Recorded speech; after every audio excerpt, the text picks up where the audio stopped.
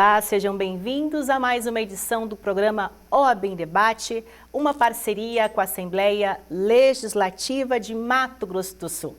E na edição de hoje, nós vamos falar sobre o Instituto Nacional do Seguro Social, o INSS, que é responsável não apenas por aposentadorias, mas também pelo pagamento de benefícios como auxílio-doença, o salário maternidade e o auxílio reclusão.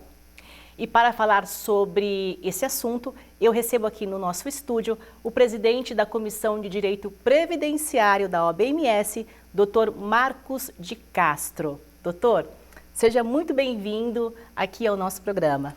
Muito obrigado, é um prazer estar aqui, justamente num programa tão importante, não só para a classe, mas para a população como um todo, né? Doutor, já para a gente começar, esclarecendo uma dúvida de muitas pessoas, o que é o INSS? O INSS, eu sempre falo, o INSS é uma seguradora. Assim como uma pessoa contrata um seguro de carro, um seguro para sua casa, um seguro para sua vida, o INSS possui a mesma temática. Um seguro. Você contrata o seguro para que essa seguradora lhe proteja frente a um rol de eventos, né? Por exemplo, contrato um seguro para o meu carro para quê? Porque se eu bater o carro, bateria em mim, enfim, cai uma árvore em cima do meu carro pega fogo, etc, né? Etc, situações podem ocorrer. A seguradora cobre o evento dano. O INSS é a mesma coisa. Você contrata a seguradora INSS para as situações, por exemplo, idade avançada, invalidez permanente, invalidez temporária, né, maternidade, numa série de situações em que, caso você venha a estar dentro dessa situação, a seguradora cobrir aquele evento, né, com o benefício previdenciário devido.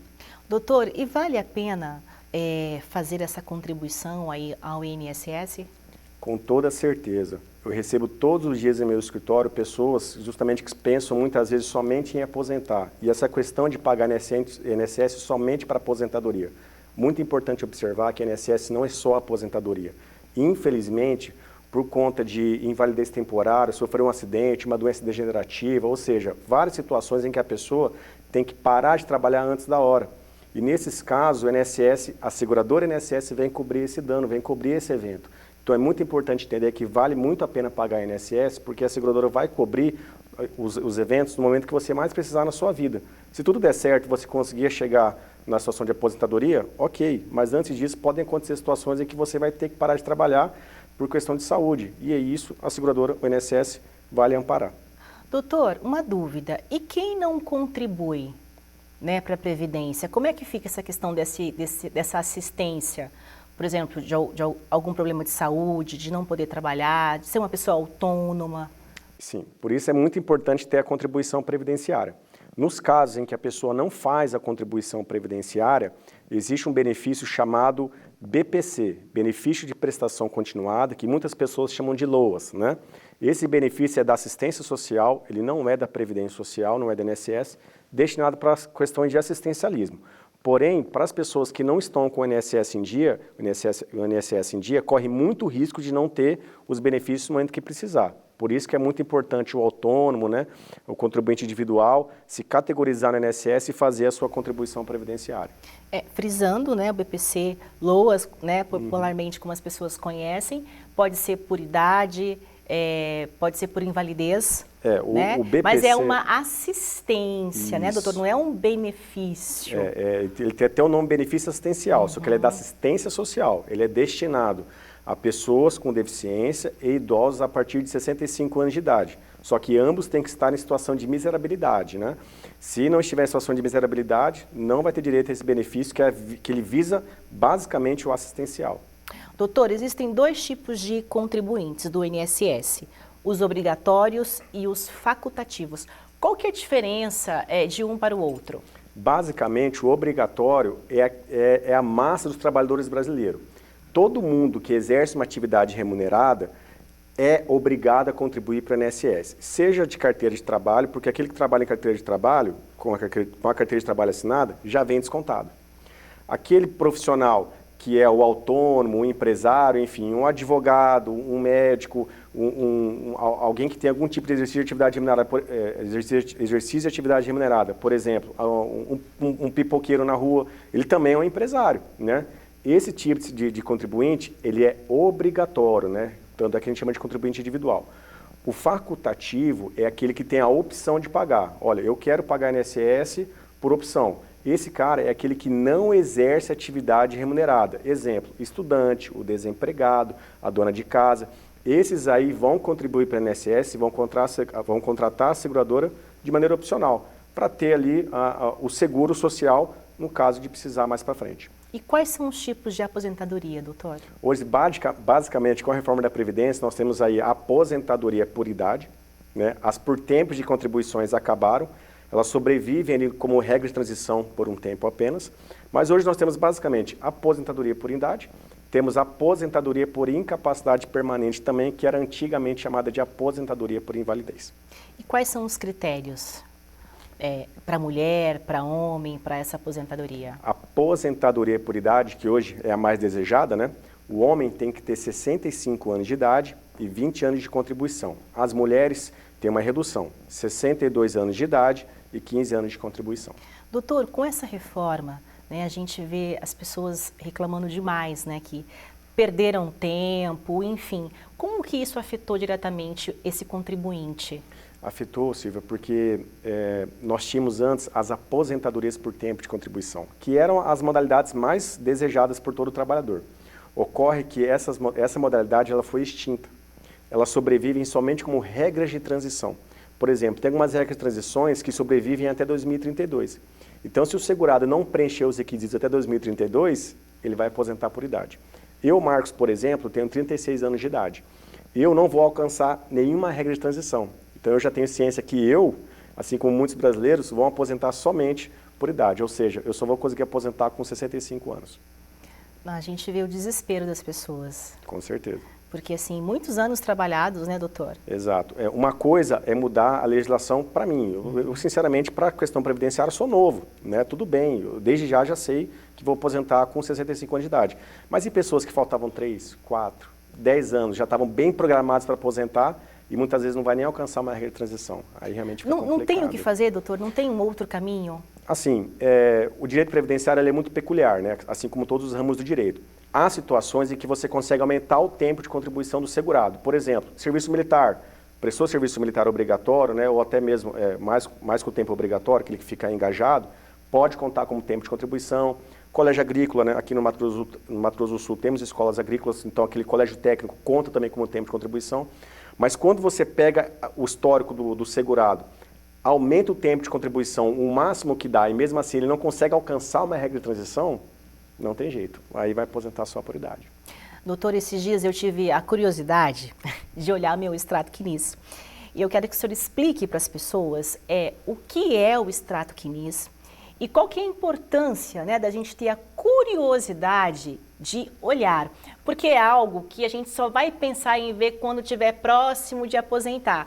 E a gente não pode entrar nesse erro, porque muitas vezes pode ter alguma contribuição que não fechou o vínculo, que você tem que ajustar. Então, é o momento de você se organizar. Então, explica pra gente o que é esse extrato quinis, doutor, e quais são as informações que constam nele. Olha, observação perfeita, tá? Você foi um exemplo de que todo brasileiro tem que fazer. O quinis é o Cadastro Nacional de Informações Sociais. É seu extrato de contribuição, é a sua vida contributiva. Isso está dentro do sistema do INSS. Todo segurado, todo trabalhador que quer saber quanto tempo de contribuição tem, meu.inss.gov.br, coloca o número do seu CPF e a sua senha, que é a senha do Gov. Lá vai ter o extrato de contribuição, o quinis. Ali tem todos os vínculos em que você trabalhou durante a sua vida. E é muito importante você, durante o seu meio laboral, sua vida laboral, você parar para ver isso. Por quê? Porque, infelizmente, isso é comum no Brasil. Muitas vezes você sai de uma empresa e a empresa não dá baixa. Você fazer o recolhimento, receber seu salário, só que a empresa não informa isso no quinis. E uma vez que isso não é informado, o INSS não está contabilizando aquele tempo, aquele período na contagem de tempo de contribuição. Então, tem que periodicamente olhar o seu quinis, ver se está tudo ok, as datas de entrada, data de saída, se as remunerações estão ok. Se viu que tem uma informação que está desconexa, você já pode fazer um agendamento de atualização de cadastro para poder fazer aquela regularização, levar a sua carteira de trabalho, levar seu olerite, enfim, o extrato de FGTS, para poder comprovar aquele vínculo ou a contribuição previdenciária para deixar tudo reguladinho. Porque muitas vezes deixa para a última hora, Aí quando vai aposentar, é um vínculo de 20, 25 anos atrás. A empresa não existe mais, não tem mais recibo, aí fica até mais difícil de você fazer essa comprovação. Então, tem que estar sempre periodicamente acompanhando e verificando se está tudo ok com a sua vida contributiva. Doutor, sou uma pessoa autônoma. Eu posso contribuir? E como é que eu faço essa contribuição? Perfeito. O autônomo pode, não, deve contribuir. Todo mundo que exerce atividade remunerada tem que contribuir para a Previdência Social. Seja você um grande empresário, seja você um pequeno empresário. Como eu falei agora há pouco, alguém que vende pipoca na frente da escola é um empresário, às vezes um pequeno empresário, né? Deve pagar INSS. Como que eu faço isso? A contribuição pode ser feita diretamente no sistema, você pode entrar no site do INSS e retirar o boleto e fazer o pagamento por lá, ou você pode ir na livraria comprar o carnê GPS, um carnezinho laranja, amarelo, né? Levar na lotérica, fazer o preenchimento conforme a sua qualificação de contribuinte e fazer o recolhimento ali. Doutor, e como que eu vou saber qual que é o valor correto que eu tenho que recolher? O correto é sempre com base na sua remuneração, tá? Se você recebe, por exemplo, você tem uma média de um salário mínimo por mês, você deve recolher sobre isso. Tem que fazer uma estimativa, né? Porque geralmente o autônomo, por exemplo, o vendedor de pipoca, não é todo mês que ele recebe um X, né? Tem mês bom, outros meses nem tanto. Então ele faz uma estimativa desse valor, em cima disso ele recolhe. Exatamente, né? Ele pode, assim, falando assim a grosso modo, tentar deixar recolher sempre uma média? Pode, não tem problema. Mas o correto mesmo é sempre fazer uma média daquele mês, como é que foi o rendimento dele e fazer a contribuição sobre aquela média daquela renda que ele teve no mês. Doutor, como que eu faço para poder requerer um benefício? Para requerer um benefício hoje, você faz isso diretamente na internet, tá? Como que faz? Como existe o site do INSS, que é a plataforma que chama meu.inss.gov.br. Lá, na aba de serviços e requerimentos, você vai ter todos os benefícios do INSS e ali você pode agendar uma perícia, pedir um benefício de aposentadoria por idade, por exemplo. Todos os benefícios estão ali, o segurado pode entrar na plataforma e requerer o benefício que ele achar devido. E é super simples, né, doutor? Para fazer essa senha, ter acesso à plataforma, com a senha Gov, né? A senha Gov hoje a gente usa para várias coisas, inclusive para ter acesso ao meu INSS. Exatamente, passamos pela situação da pandemia, muitos locais, né, exigiam a apresentação da comprovação de vacina. A mesma senha que você utiliza para acessar o SUS é a mesma senha do INSS, é a senha Gov. Doutor, muitas vezes a gente observa, a gente ouve casos, né, de contribuintes que por algum motivo acabam deixando de contribuir. Existe alguma carência, né? Essas contribuições, elas precisam ser consecutivas? Se não forem, o que acontece? O que pode acarretar esse contribuinte? Nessas situações, quando o segurado deixa de contribuir, existe um período em que ele continua coberto pelo rol de benefícios, que é o chamado período de graça, tá? Então, o segurado está lá, está com a contribuição em dia, aí por uma adversidade financeira, por alguma situação, não consegue mais pagar o INSS, interrompeu as suas contribuições. Regra geral, a partir do momento que ele interromper as contribuições dele, ele ainda tem 12 meses como segurado do INSS, que é o chamado período de graça. Há duas situações também que você consegue estender o período de graça. A primeira situação é quando o segurado possui 120 contribuições, ou seja, 10 anos de contribuição. Durante esse período, ele nunca perdeu a qualidade de segurado. Então, quando ele vier a ter a gozar do período de graça, ele ganha mais 12 meses, além dos 12 meses que já tem como regra geral. Ele consegue aumentar para 24 meses. E também nas situações em que no período de graça ele não conseguiu arrumar emprego. Nessas situações ele também consegue estender por mais 12 meses, podendo chegar de 12 meses, que é a regra geral, até 36 meses, ou seja, 3 anos de período de graça. São informações, né, que muitas vezes a gente não tem acesso e acabam sendo prejudiciais lá na frente, né, doutor? Quando você precisa de algum auxílio nesse sentido, né? Com toda certeza. Então a gente tem que ficar muito atento a esses detalhes. Em falar em ficar atento, né, a alguns detalhes, a gente vê todos os dias nos noticiários essas fraudes, né, doutor? Principalmente com as pessoas mais idosas. De que forma, né, esse idoso ele pode se cuidar para que não tenha empréstimos feitos, né, na conta dele, essas ligações intermináveis, né, que eles recebem? De que forma as pessoas podem se proteger em relação a isso? É muito importante jamais passar qualquer tipo de informações, por exemplo, como senhas pela internet, tá? Se o aposentado quer fazer um empréstimo, ele não está numa situação financeira legal, eu recomendo que ele vá numa correspondente bancário de confiança dele e não passe informações por telefone. Isso não, desde informação bancária, tá? Fique protegido, porque infelizmente hoje nós temos uma venda de dados que está até descontrolada. Inclusive, já aconteceu de cliente aposentar sem eu ficar sabendo, nem o cliente ficar sabendo. Então, ou seja, já houve falha de informações do próprio INSS em que começaram a ligar para o cliente oferecendo empréstimo consignado antes dele saber que estava aposentado, eu também não tinha recebido a intimação.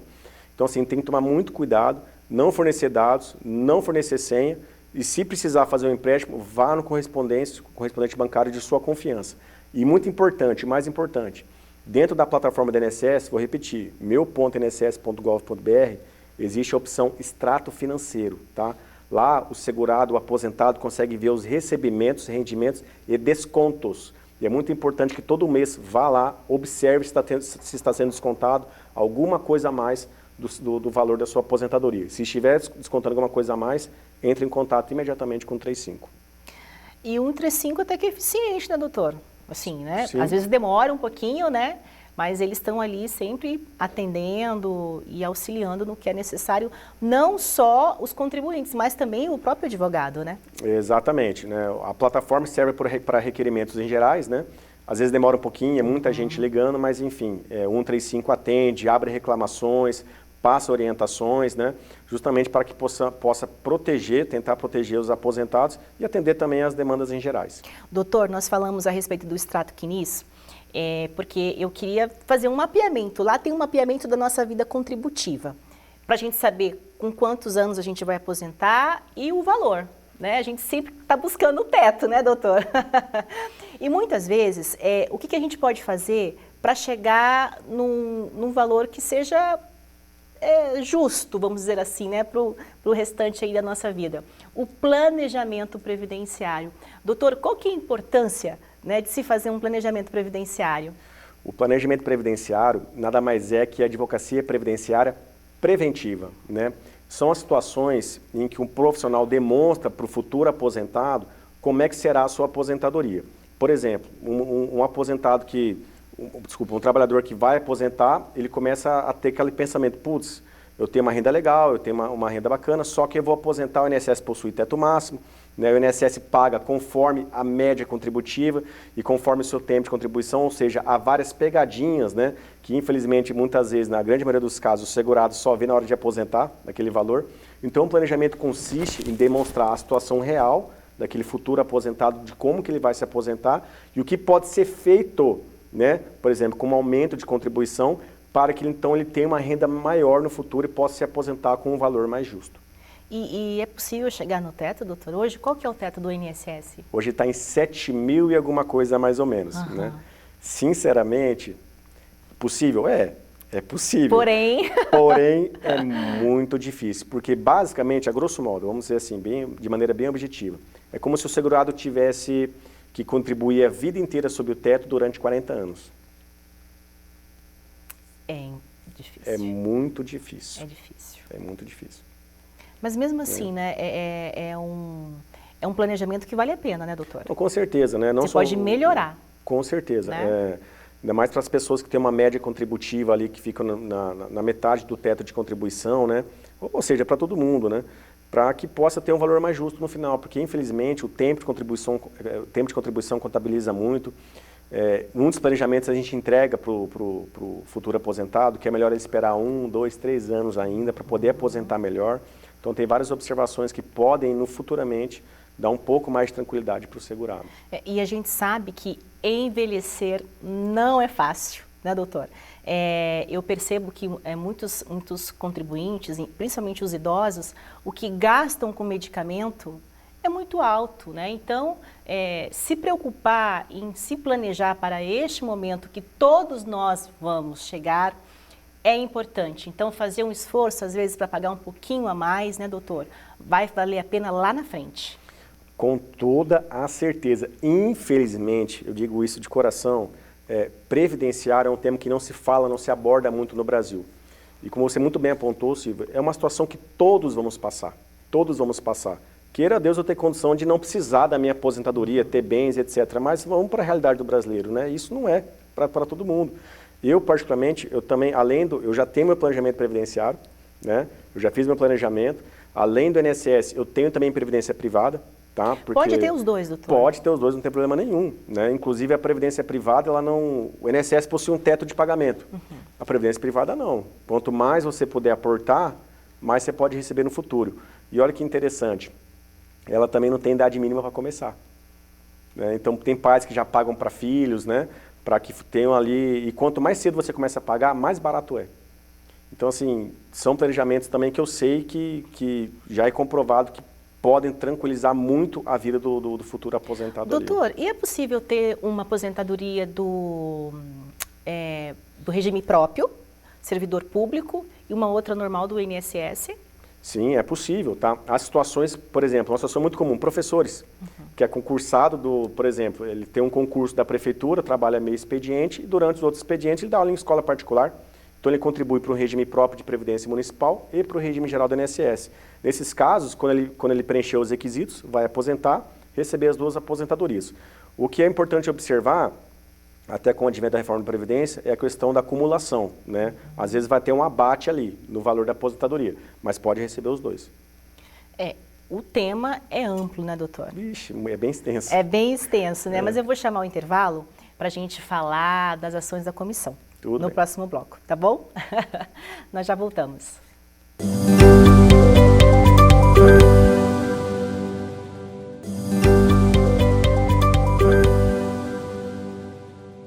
O programa OAB em Debate já está de volta e hoje nós recebemos aqui no estúdio o presidente da Comissão de Direito Previdenciário da OAB, Dr. Marcos. Doutor, agora vamos falar um pouco sobre as ações da comissão, né? A comissão bem atuante, eu vi que tem muitos membros ali na comissão e uma das ações da comissão foi a implementação do INSS Digital. Exatamente. Hoje, graças a esse acordo de cooperação técnica com a gerência executiva de Campo Grande do INSS, o advogado, para fazer os requerimentos, ele basicamente não vai mais na agência do INSS. Ele pode fazer tudo isso através de uma plataforma exclusiva de atendimento que nós chamamos de INSS Digital. Nos casos segurados, tem o Meu INSS. Agora, o advogado tem uma plataforma exclusiva só para que o advogado faça o requerimento diretamente já nas agências. Além do guichê também instalado lá na nossa instituição. Exatamente. Nós temos ali uma mini agência da OAB dentro da própria Ordem dos Advogados do Brasil, aqui em Mato Grosso do Sul. Temos um atendente do INSS lá dentro para atender exclusivamente os advogados. Doutor, a nossa instituição, né, na pessoa do presidente Bito, sempre preocupado em trazer mecanismos, né, de trabalhos assim para a advocacia, e é evidente, né, que essa possibilidade também traz resultados para a sociedade, né, doutor? Com toda certeza, porque quando você facilita a vida do advogado, agora a gente falando do advogado previdenciarista, automaticamente você facilita a vida do trabalhador, do contribuinte, né, da população em geral, justamente na parte tão carente, na parte tão social, que é justamente na parte de benefícios previdenciários. Sim, porque deve ser uma loucura ter que ir até o INSS, né, se fosse o caso, né, que é um atendimento geral para o público, sendo que existe a possibilidade de você ir especificamente na própria OAB para esse atendimento. Facilita e é célere também o processo. Exato. As vantagens dessas plataformas justamente é porque, poxa, você tinha que pegar uma senha, perdia às vezes uma tarde ali dentro da agência da INSS, uma manhã, né? Então você, na OAB, agora você tem um atendimento direto com o servidor, né? Existe uma fila de atendimento, ele tem um agendamento, ele já te atende direto, ele já resolve a sua situação diretamente ali. Além do que, por exemplo, antes eu tinha que pegar uma pasta de documento, senha e ir para a INSS fazer um requerimento de aposentadoria. Hoje eu faço uma plataforma exclusiva somente para os advogados aqui da OAB. E no interior também tivemos grandes avanços nesse sentido, né, doutor? Exatamente. Agora nós temos em Campo Grande o guichê, então, exclusivo para os advogados. Mas e os colegas do interior? Como que ficam esse atendimento? Agora nós temos também o atendimento remoto dos colegas que moram no interior do Mato Grosso do Sul. Por enquanto, ainda só está na região norte, porque no Mato Grosso do Sul é separado por duas gerências executivas do INSS, Campo Grande e Dourados. Então, o acordo de cooperação técnica foi feito com Campo Grande já. Então, todas as cidades que são da região norte do estado são contempladas com esse atendimento. Você entra no site da OAB, faz o agendamento para poder ser atendido por um servidor do INSS remotamente. E já estamos trabalhando também para que isso chegue na região sul do estado com a gerência de Dourados. Doutora, a comissão é bem atuante. Como que vocês se organizam, né, para a realização de todos esses trabalhos? Desde já, eu deixo aberto o convite para os colegas que estão nos assistindo aqui. Nossas reuniões são todas as primeira sexta-feira do mês, 3 horas da tarde, lá na OAB. Tá? Ali nós criamos grupos de trabalho frente às problemáticas que estamos tendo no dia a dia da advocacia previdenciária. Escutamos colegas que muitas vezes também não são da comissão, mas que me ligam, falam, estou com um problema em tal agência, um problema com uma situação assim. Eu levo ele lá na reunião para ele expor o problema dele, externar. E assim os colegas, frente aos problemas que acontecem também, a gente criar grupo de trabalho e separar quem vai estar à frente de cada situação para a gente poder resolver e atender a demanda da advocacia. Eu acho que a advocacia é isso, né? É uma irmandade, né, doutor? Porque muitas vezes a minha dor pode ser a sua dor. E a comissão, ela tem esse perfil também, desse network, né? De você estar ali dividindo conhecimento, agregando conhecimento e também de buscar soluções para os problemas, né? Exatamente, né? Acho que a irmandade é justamente isso, né? E a OAB tem se mostrado muito solista, principalmente com a Comissão de Previdenciário, justamente porque ali os colegas podem externar seus problemas, né? Muitas vezes, casos práticos, o seu escritório não está conseguindo resolver, ou um colega consegue ajudar o outro, e bem como também aquilo que você resolve para um colega da advocacia, você está resolvendo automaticamente para toda a classe. E uma grande conquista também, né, doutor, foi a criação da 2ª Vara do Juizado Especial Federal. Exatamente, isso já era uma demanda antiga da comissão, em conjunto com a OAB, já era inclusive da gestão até do próprio Mansur, que a gente já estava brigando, né?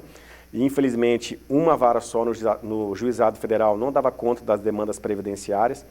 Estamos aí, brigamos um bom tempo para que fosse criada a 2ª, conseguimos. Estamos agora brigando para trazer mais servidores, né? Justamente porque esses processos necessitam de uma celeridade maior. Sim, principalmente que nós estamos falando já de pessoas idosas, né, doutor? Exatamente. A maioria dos pedidos, né, exatamente, são de pessoas idosas. Doutor, muito obrigada pela sua participação, pela sua disponibilidade de estar aqui conosco hoje. Eu agradeço de coração o convite, contem sempre conosco, né, sempre comigo, e parabenizo pelo ótimo trabalho que tem feito. Não só a classe, mas a população precisa dessas informações. Obrigada, doutor.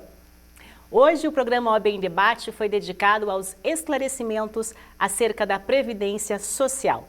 Recebemos o presidente da Comissão de Direito Previdenciário da OAB-MS, Dr. Marcos Castro.